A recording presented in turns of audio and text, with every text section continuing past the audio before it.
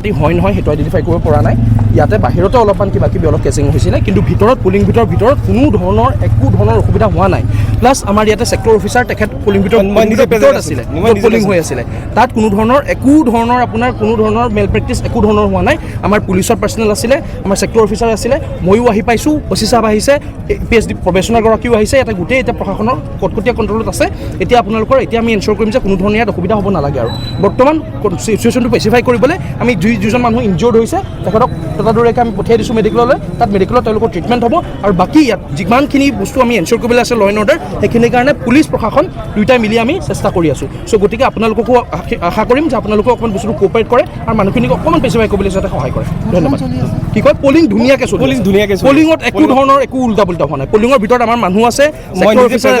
কোনো ধৰণৰ একো হোৱা নাই তাতে তেওঁলোকে মাৰাৰ অভিযোগ কৰিছে আক্ৰমণ সেইটো চাওক এইটো বস্তুটো আপোনাৰ বজাৰ লাগিছে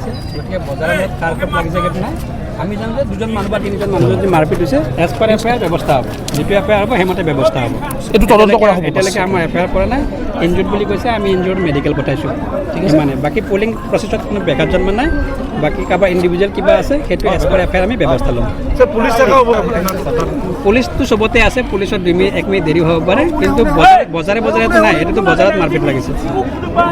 বাহিৰত হৈছে তো সেইটো কাৰণে অকণমান দেৰি আহোঁতে মানুহখিনি অকণমান নিপালিবা কিবা এটা হৈছে সেইটো বস্তু আমি এতিয়া কেনেকৈ ৰোধ কৰিব পাৰি সেইটো চাই আছোঁ।